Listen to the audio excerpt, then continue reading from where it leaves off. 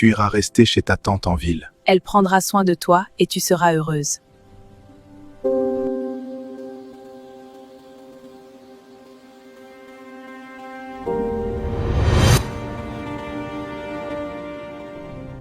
Tante, j'ai faim.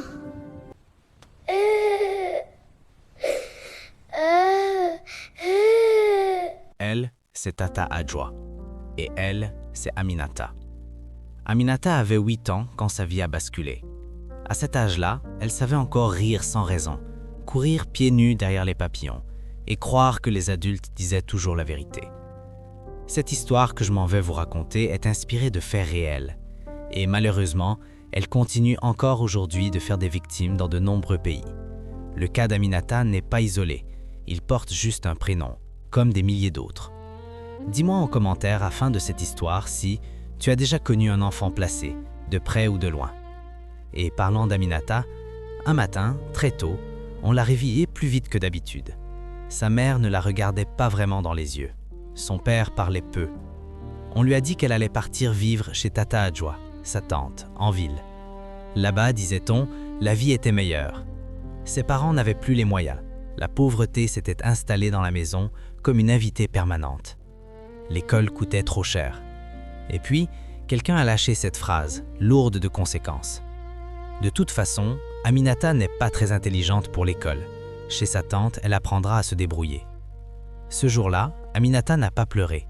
Elle ne comprenait pas encore. Chez Tata Adjoa, tout était différent. La maison était plus grande, la ville plus bruyante. Mais très vite, Aminata a senti que sa place n'était pas la même que celle des autres enfants. Dès le premier jour, on lui a montré ce qu'elle devait faire. Pas avec des mots doux, avec des ordres. Se lever avant le lever du soleil, balayer la cour, allumer le feu, cuisiner. Et pourtant, quand le repas était prêt, quand la sauce qu'elle avait préparée fumait encore, Aminata ne s'asseyait pas à table. Elle attendait. Les enfants de Tata Adjoa mangeaient d'abord, les adultes ensuite. Et parfois, il ne restait presque rien. Il arrivait qu'on lui dise « tu mangeras plus tard ». Parfois, ce plus tard n'arrivait jamais. Aminata cuisinait mais ne mangeait pas toujours. Elle lavait les vêtements mais n'avait pas les siens propres. Elle prenait soin des enfants de Tata Adjoa, mais personne ne prenait soin d'elle. Quand les autres enfants tombaient malades, on les emmenait au centre de santé. Quand Aminata tombait malade, on disait « ça va passer ». Pas de médicaments, pas de consultation, pas d'attention. Elle apprenait très tôt que tous les enfants ne comptent pas de la même façon. Les week-ends, quand la famille sortait en ville, pour se promener, pour faire les 100 pas, Aminata restait à la maison. Quelqu'un devait garder la cour, quelqu'un devait surveiller la marmite, quelqu'un devait rester. Et ce quelqu'un, c'était toujours elle.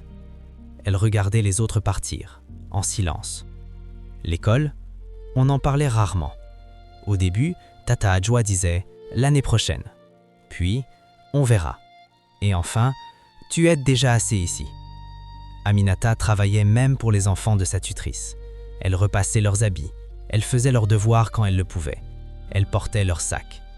Elle était au service des enfants qui avaient une enfance. Dans beaucoup de familles, c'est ça la réalité des enfants placés.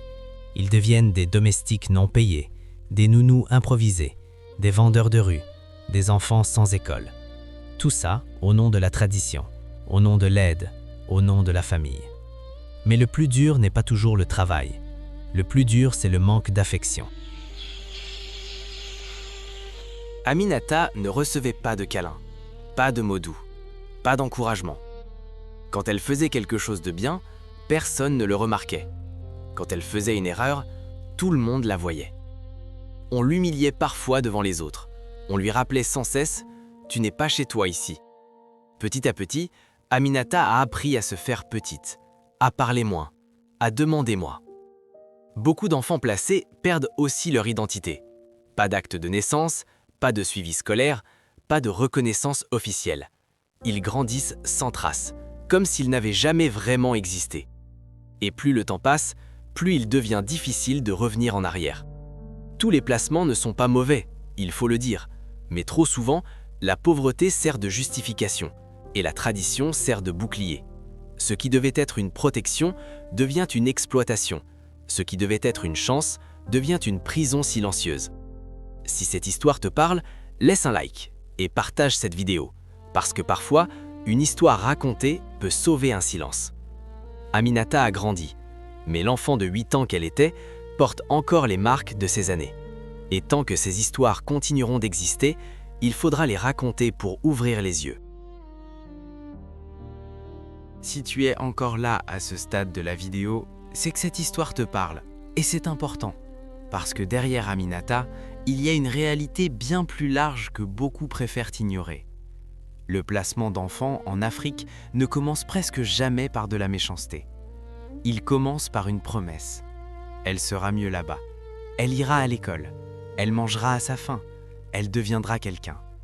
Ces phrases, des milliers de parents les prononcent avec espoir. Pas par cruauté, mais par désespoir. La pauvreté pousse à faire des choix impossibles. Et parfois, on confie son enfant comme on confierait son dernier espoir. Mais une fois l'enfant placé, le contrôle disparaît. Les parents restés au village ne voient pas le quotidien. Ils n'entendent pas les cris étouffés, ils ne voient pas les regards baissés. Ils se contentent de rares nouvelles. Elle va bien, elle travaille un peu, mais c'est normal. Et personne ne pose plus de questions. Dis-moi en commentaire, selon toi, à quel moment une aide devient-elle une exploitation ? Pour Aminata, les années ont passé. À 10 ans, elle savait gérer une maison. À 11 ans, elle vendait seule au marché. À 12 ans, elle connaissait la fatigue des adultes. Mais elle ne connaissait toujours pas l'école. Pendant ce temps, les enfants de Tata Adjoa grandissaient autrement. Ils avaient des cahiers neufs, des projets, des rêves. Aminata, elle, apprenait surtout à obéir. C'est une réalité fréquente. Les enfants placés travaillent pour maintenir le confort des autres enfants. Ils font le ménage pour que d'autres étudient. Ils cuisinent pour que d'autres mangent à l'heure.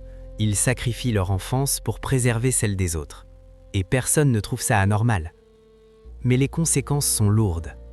À l'adolescence, beaucoup d'enfants placés ne savent ni lire ni écrire correctement, n'ont aucune formation, n'ont aucun soutien familial réel.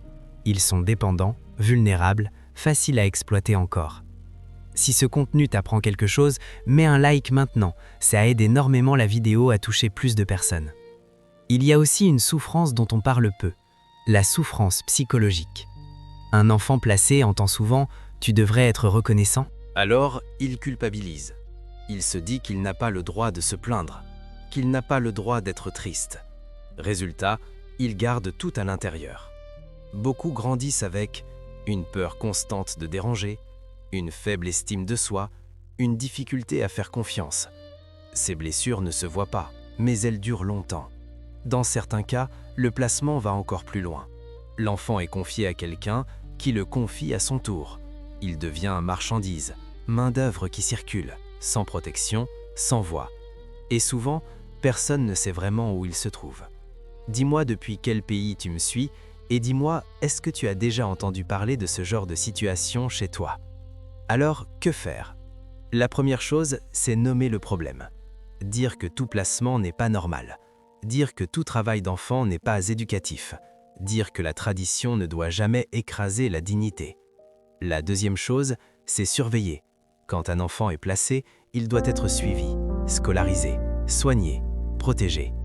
La troisième chose, c'est écouter les enfants, même quand leurs paroles dérangent. Aujourd'hui, Aminata est adulte.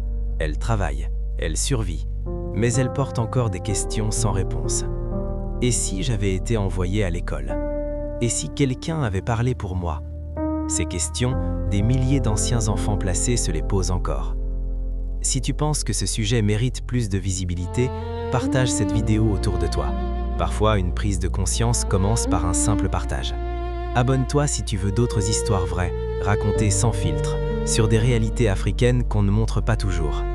Tant que des enfants continueront d'être placés sans protection, tant que le silence protégera les abus, ces histoires devront être racontées.